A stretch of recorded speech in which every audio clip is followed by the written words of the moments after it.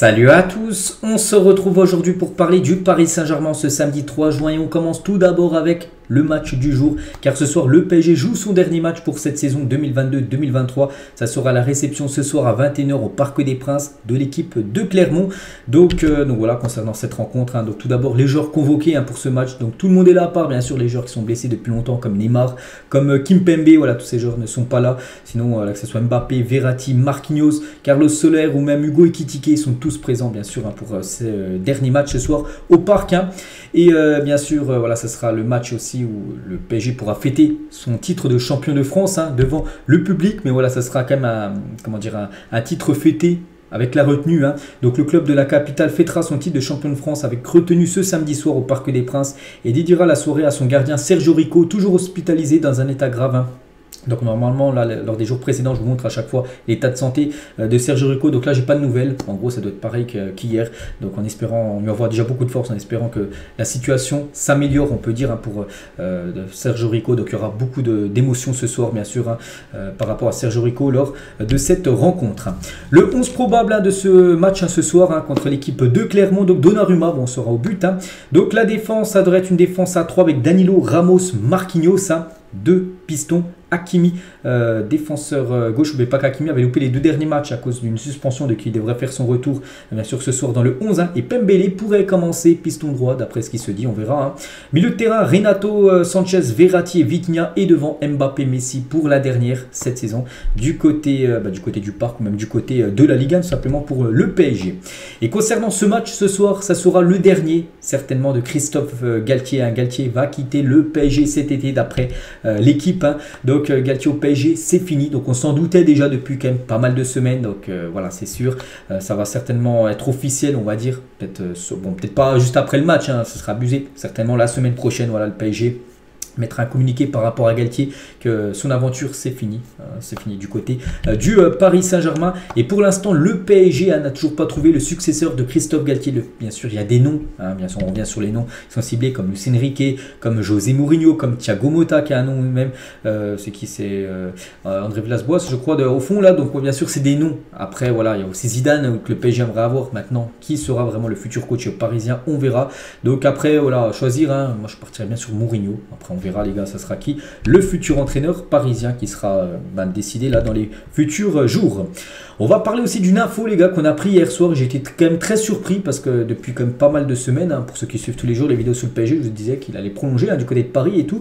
Et non les gars, et c'est officiel, Sergio Ramos quitte le Paris Saint-Germain. Et je suis quand même très déçu du PSG qui n'ont pas proposé de prolonger parce que c'est le PSG qui n'a pas voulu prolonger Sergio Ramos. Lui il était ok depuis pas mal de jours. Je vous ai dit qu'il était même prêt à accepter un salaire, diviser son salaire par 2 parce que lui voulait encore rester dans une top équipe européenne. Et c'est plutôt Paris les gars qui a refusé de prolonger Sergio Ramos. Donc voilà, très surpris et très déçu. Surtout c'est de la déception. Pourquoi? Donc, parce que déjà j'adore le joueur.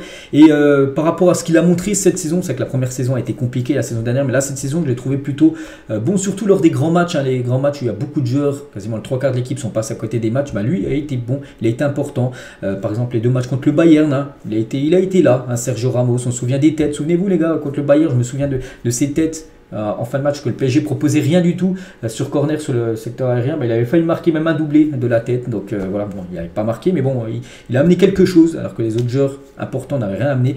Donc c'est dommage les gars, c'est quand même très très dommage. Donc voilà, c'est officiel, il quitte le Paris Saint-Germain, Sergio Ramos. Donc merci Ramos par rapport à tout ce qu'il a pu amener, son leadership, son expérience du côté de Paris, il a été important dans le vestiaire. Donc demain, donc maintenant ce soir sera un jour spécial.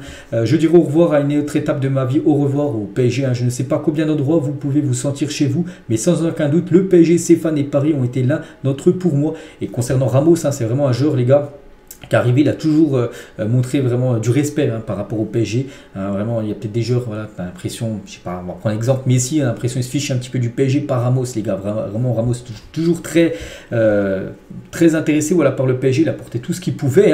Et même quand il était blessé au tout début de son arrivée au PSG, ça le faisait vraiment chier, tout simplement de ne pas pouvoir jouer, de ne pas pouvoir être avec l'équipe parce qu'à cause de ses blessures. Et là, c'est vraiment dommage, les gars, qu'il n'a pas été prolongé.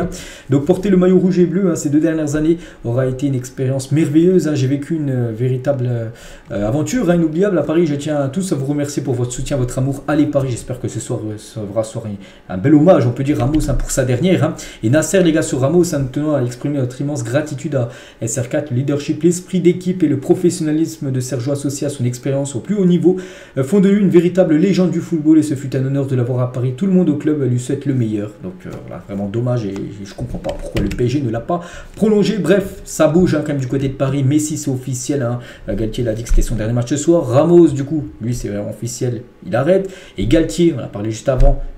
C'est fini aussi pour Galtier. Donc voilà, pas mal de changements. Après, vous savez que concernant Ramos et Messi, hein, les gars, par rapport au PSG, c'est quand même une masse salariale de 50 millions d'euros. Messi c'était 40, Ramos c'était 10 millions de salaire et du coup ça fait quand même 50 millions de salaire en moins à payer pour le PSG saison prochaine. Bien sûr ça c'est aussi une donnée à prendre en compte. Après Ramos, comme j'ai dit, il était prêt à accepter un salaire divisé par 2. Donc Messi je comprends qu'il quitte le club, mais Ramos je comprends pas. Bon bref.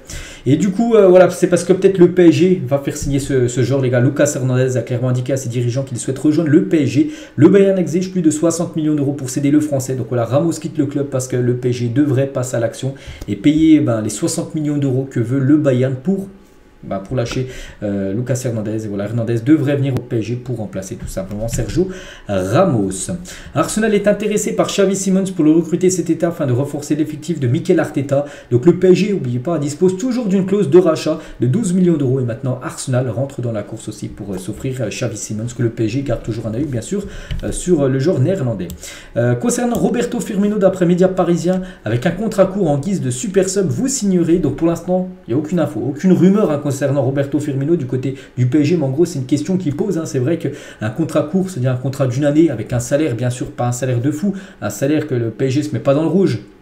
Voilà, donc est-ce que vous le prenez pour une année, un peu comme Choupo-Moting, souvenez-vous à l'époque, qui avait signé un an du côté de Paris. Donc oui, moi je pense que oui, bien sûr, il faut le signer. Vraiment, si le contrat, c'est un contrat d'un an, c'est-à-dire, voilà, c'est fait pas l'affaire, dans un an, il quitte le club, hein, et avec un salaire que le PSG verse pas des millions n'importe comment. Donc oui, je pense que ça peut être un super sub très intéressant et être la doublure du numéro 9 qu'aura le PSG la saison prochaine. Je pense que le PSG devrait bien sûr essayer d'aller sur Roberto Firmino.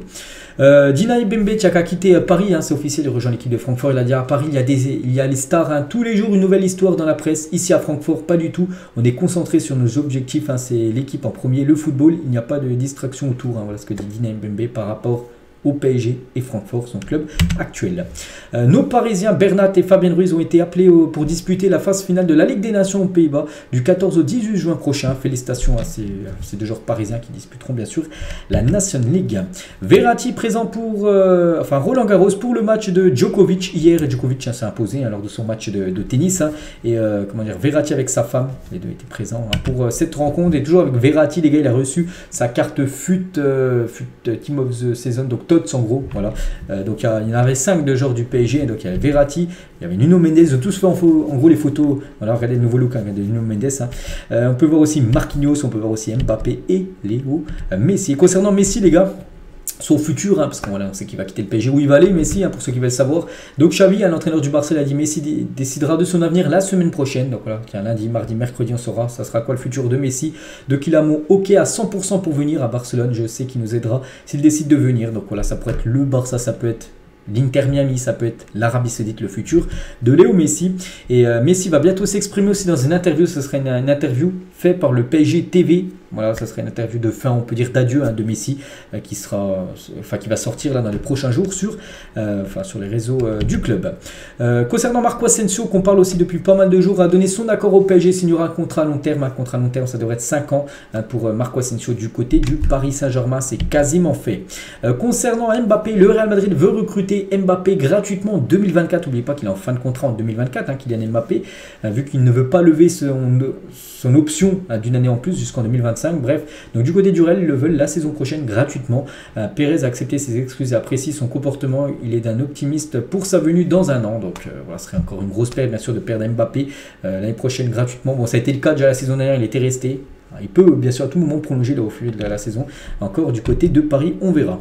Et Diego Simeone, donc le coach de l'Atlético, encense Mbappé, et entre Vini et Junior Mbappé 100%, et entre Mbappé et Haaland, Mbappé, il fait tout bien, c'est fou pour le championnat espagnol. Mbappé au Real Madrid et Messi de retour à Barcelone, ça serait fantastique, voilà ce que je peux dire. Simeone en gros dit que Mbappé c'est le meilleur, devant les Vini ou même devant par exemple Haaland. Le PSG a effectué aujourd'hui ses derniers pas, donc c'était hier, avec aujourd'hui il n'y a pas d'entraînement. Donc l'entraînement hier les gars, du côté du camp des loges, c'était quand même le dernier entraînement de l'histoire du PSG au camp des loges, 53 ans, de 70 à 2023 le PSG s'est entraîné au camp des loges.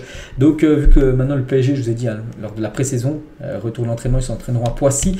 Donc voilà, bien sûr ce nouveau centre d'entraînement, donc avec beaucoup de terrains, toujours en chantier, voilà, tout n'est pas encore fini, mais voilà, il va être sublime, ce centre d'entraînement on peut dire du côté du PSG. Et on finit les gars avec les 10 derniers champions des 5 grands championnats européens. Nous concernant la Ligue 1, le PSG quand même quasiment parfait, à part 2 accros en 2017 l'équipe de Monaco et 2021 l'équipe de Lille. Sinon le PSG a régné bien sûr sur la Ligue 1 depuis 10 ans et ça a été le cas de nouveau cette saison. Et on finit sur ça les gars, donc j'espère que ça vous a plu, je vous souhaite une bonne journée, je vous souhaite également un bon match, on parlera bien sûr du résultat, tout ça, ça sera certainement lundi les gars la prochaine vidéo sur le PSG. Allez, bon week-end à vous et à plus tard.